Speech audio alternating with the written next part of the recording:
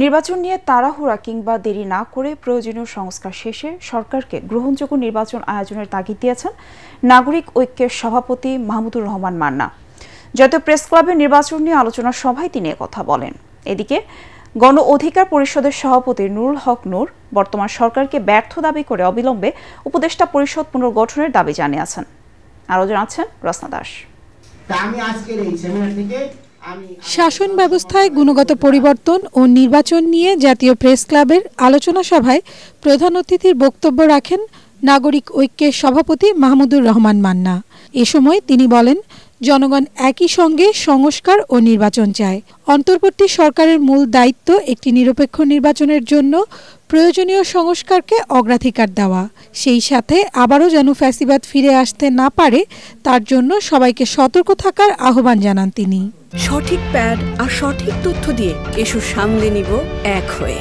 Mona Lisa sanitary napkin. ভালো একটা vote করতে হবে যেটা জনগণ গ্রহণ করতে পারবে, যেই ভোটের ফলাফলের উপরে দাঁড়িয়ে আমরা গণতন্ত্র নির্মাণের প্রক্রিয়া চালিয়ে যেতে পারবো, সেই রকম একটা ভোট লাগবে।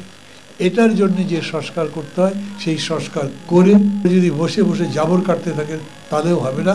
আমাকে সব দিকে সতর্ক থাকতে হবে যাতে আমি সমস্ত সংকট কাটিয়ে সমস্ত চ্যালেঞ্জ মোকাবেলা করে সামনের দিকে যেতে পারি।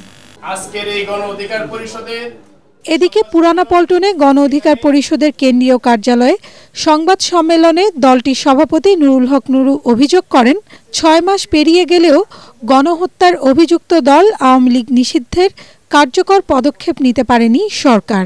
সরকার এই গণহত্যাকারীদের বিচারে এখন পর্যন্ত খুব বেশি কঠোর কোনো পদক্ষেপ নিচ্ছে না। এমনকি যারা গ্রেপ্তার হয়েছে বা হচ্ছে তারাও বিভিন্নভাবে জামিন পেয়ে যাচ্ছে। আমরা মনে করি যে বর্তমান এই উপদেষ্টা পরিষদ নিয়ে সরকারের আগামী দিনের চ্যালেঞ্জ মোকাবেলা সম্ভব নয়।